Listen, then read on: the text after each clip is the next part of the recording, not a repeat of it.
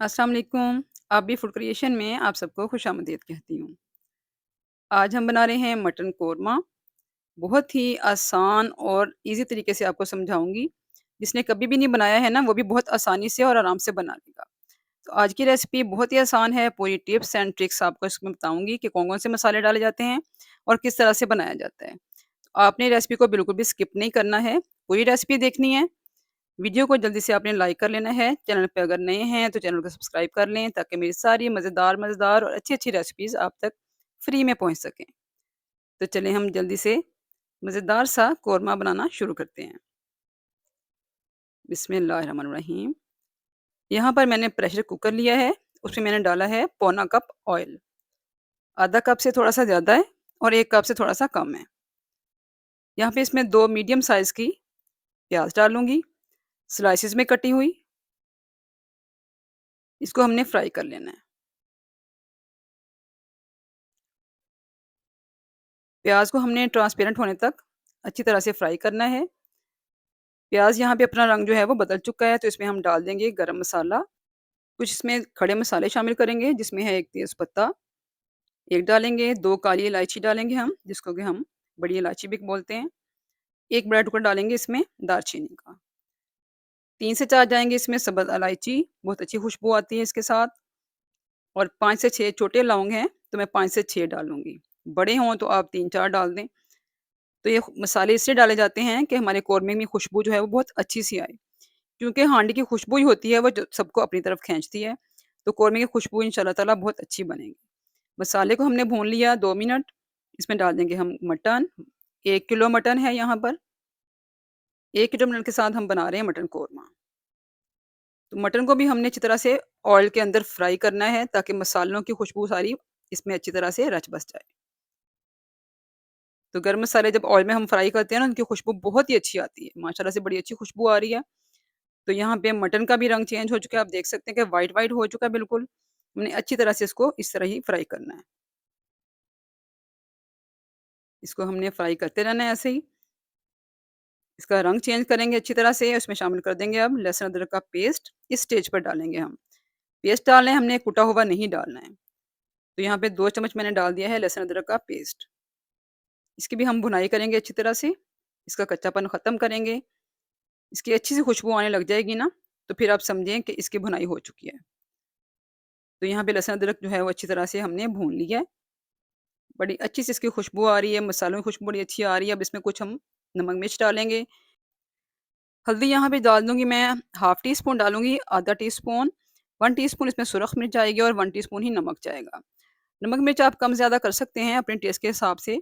नमक मिर्चों में कम ज़्यादा टेस्ट भी होता है, तो वो इस हिसाब से आपने लेवल कर लेना है, अपनी हांडी के हिसाब से, अपने घर के हिसाब से। तो यहाँ पे इसकी हमने भुनाई कर लेनी है अच्छी तरह से, ताकि नमक का टेस्ट, मिर्चों का टेस्ट अच्छी तरीके से गोश्त में आ जाए।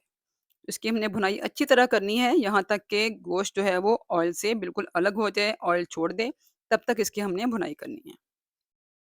तो यहाँ आप देख सकते हैं कि बड़ा अच्छा-सा गोश्त जो है हमारा भुन चुका है। इसमें डाल दूँगी इस स्टेज पे मैं ज़ीरा, 1 टीस्पून डाल रही हूँ इसमें, ज़ीरा शामिल करेंगे 1 टीस्पून। ये भी कुटा हुआ है। इसके साथ हमने इसको 1 से 2 मिनट भूनना है, ताकि इसका फ्लेवर भी अच्छी तरह से गोश्त में शामिल हो जाए। मसाले हमने पहले नहीं डालने होते हैं, वरना ये जल जाते हैं। जब हम इनको भुनाई करते हैं ना, तो ऑयल के साथ ये जल जाते हैं। जब हमने गोश्त की भुनाई करनी है ना, तो उस वक़्त हमने इसको शामिल करना है। तो यहाँ पे बड़ा अच्छा-सा गोश्त हमारा भुन चुका है, इसने ऑयल बिल्कुल छोड़ दिया है, आप देख सकते हैं। इस स्टेज पे हम शामिल करेंगे इसमें दही, 1 पाव दही इसमें शामिल कर रही हूँ मैं, अच्छी तरह से फेंट के हमने इसमें डालना है। प्याली को साफ़ कर लेंगे। उसी प्याली के अंदर मैं थोड़ा-सा पानी डालूँगी और इसमें डाल दूँगी। इसी को खंगाल के हम अच्छी तरीके से ना इसमें शामिल कर देंगे, ताकि प्याली भी साफ़ हो जाए और पानी भी इसमें आ जाए। इसको थोड़ा-सा मिक्स कर लेंगे। यहाँ पे मैं 1 गिलास पानी और शामिल करूँगी, क्योंकि मटन है तो हमने इसको गलाना है। तो यहाँ पे टोटल मेरा पानी यहाँ पे हमने जो डाला है ना, वो 1.5 गिलास डाला है। तो 1.5 गिलास पानी डाल के इसको मैंने 10 से 12 मिनट के लिए ढक्कन लगाकर, प्रेशर लगाकर पकाना है। जब इसकी व्हिसल बजने लग जाए ना, तो उसके बाद आपने इसकी सीटी बजने के बाद इसको 10 से 12 मिनट पकाना है। तो 10 से 12 मिनट के बाद हम इसका ढक्कन खोलेंगे, इसकी आग बंद कर देंगे। कि सारी स्टीम निकालने के बाद इसका ढक्कन उतारना है आपने, पहले नहीं उतारना है। तो यहाँ पे हमारा मटन जो है वो इस हालत में आ चुका है माशाल्लाह से। इसको अच्छी तरह से मिक्स करेंगे ताकि इसके अंदर जो प्याज़ है, वो अच्छी तरह से इसके अंदर घुल जाए। सारे मसाले अच्छे से मिक्स हो जाएँ, उसका मसाला अच्छा-सा तैयार हो जाए। तो इधर मैं इसकी बोटी निकाल के ना एक चेक करते हैं कि गली है कि नहीं गली है।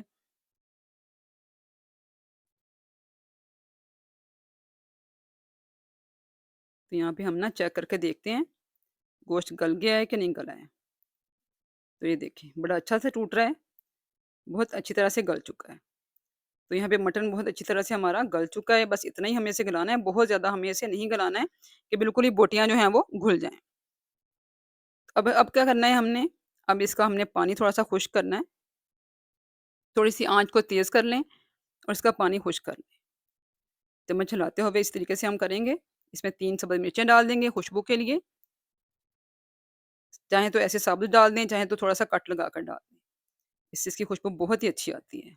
तो ये तेज़ पत्ता यहाँ से हम निकाल देते हैं। इसका काम यहाँ पे ख़त्म हो चुका है, इसकी खुशबुएँ सारी जो हैं वो हांडी में बड़ी अच्छी-सी आ चुकी हैं। तो यहाँ पे इसको थोड़ा-सा हम मिक्स करेंगे और इस स्टेज पे इसमें शामिल कर देंगे हम काली मिर्च 1 टीस्पून डालेंगे, हाफ़ टी स्पून डाल रही हूँ इसमें मैं गरम मसाला। क्योंकि हमने खड़ा मसाला भी पहले डाला है, तो उसकी खुशबुएँ बहुत अच्छी-सी हांडी में मौजूद हैं, तो हमने इसमें बहुत ज़्यादा गरम मसाला नहीं डालना है। तो मैं इसमें हाफ़ टी स्पून डाल रही हूँ, 2 टीस्पून डाल रही हूँ मैं इसमें भर के कुटा हुआ धनिया। कुटा हुआ धनिया डालेंगे इसमें 2 टीस्पून। इसको हमने अच्छे से मिक्स कर लेना है। बस अच्छे से इसको हमने इस तरह से मिक्स करते रहना है ताकि सारा मसाला अच्छे से मिक्स हो जाए। इसको मैंने यहाँ पे निकाल लिया एक कढ़ाई में ताकि मैं इसकी ग्रेवी आपको अच्छी तरीके से दिखा सकूँ। तो ये देखें हमारी ग्रेवी कितनी अच्छी तैयार हो चुकी है। इसको हमें 1 से 2 मिनट और पकाएँगे और इसको 1 मिनट का दम देंगे। दम देकर हम रखेंगे ना, जिसका ऑयल बड़ी अच्छी तरीके से ऊपर आ जाए। तो यहाँ पे हमने इसको 1 मिनट का दम लगाया। दम लगाने के बाद इसका ढक्कन उठाएँ और देखिए माशाल्लाह से सारा ऑयल ऊपर आ चुका है और हमारा कोरमा बहुत अच्छा से रेडी हो चुका है माशाल्लाह से अल्हम्दुलिल्लाह। बड़ी अच्छी खुशबू आ रही है माशाल्लाह। आप भी जब बनाएँगे ना तो इंशाल्लाह ताला आपको बहुत पसंद आएगा। तो यहाँ पे हमारा कोरमा माशाल्लाह से बिल्कुल तैयार है। चूल्हे को मैं कर दूँगी बंद और इसको हम सर्व करेंगे। तो यहाँ पे मैंने इसको सर्विंग बाउल में निकाल लिया है। आप देख सकते हैं कि हमारा मटन कोरमा कितना ही खूबसूरत, कितना ही टेस्टी सा तैयार हो चुका है। इसकी खुशबुएँ दूर-दूर तक माशाल्लाह से फैली हुई हैं। खाने वाले माशाल्लाह अल्हम्दुलिल्लाह सब बहुत तारीफ़ कर रहे हैं, सबको बहुत पसंद आया है। आप बनाएँगे तो आपके घर में भी इंशाल्लाह ताला सबको बहुत पसंद आएगा। तो ज़रूर बनाएँ, ज़रूर इसको एन्जॉय करें और अपनी फैमिली के साथ, अपने फ्रेंड्स में इसको ज़रूर शेयर करें ताकि सब मज़ेदार सी आसान सी रेसिपी के साथ मटन कोरमा अपने घर में बनाएँ और इसको एन्जॉय करें। तो ज़रूर बनाइए, मुझे फीडबैक आपने ज़रूर देना है कि आपने मटन कोरमा बनाया तो आपका कैसा बना है? आपको मेरी रेसिपी कैसी लगी है? फीडबैक ज़रूर दिया करें, मैं आपके कमेंट्स का जवाब देती हूँ। तो यहाँ पे हमारी आज की हांडी माशाल्लाह अल्हम्दुलिल्लाह बिल्कुल कंप्लीट हो चुकी है। मज़ेदार सा मटर कौरमा हमने बनाया है। तो चलिए मैं आपको बताती हूँ कि इसका ज़ायका कैसा है। मैं खुद खा के आपको बता रही हूँ। इसको हम रोटी के साथ खाएँगे। ताज़ा रोटी के साथ, चाहे तो आप नान के साथ भी खा सकते हैं। देखिए कितनी अच्छे तरीके से जो है ना वो हमारा मटन गल चुका है। इसकी ग्रेवी देखिए कितनी अच्छी मज़ेदार सी, दानेदार सी आपको नज़र आ रही है। कितनी अच्छी ग्रेवी तैयार हुई है, उसका टेस्ट माशाल्लाह अल्हम्दुलिल्लाह बहुत ही अच्छा है। तो मटन कौरमा यहाँ पे मैंने बनाया है, आप भी बनाएँ और सबसे अपनी तारीफ़ करवाएँ। इंशाअल्लाह ताला आपको मज़ा आएगा, सब खाने वालों को मज़ा आएगा।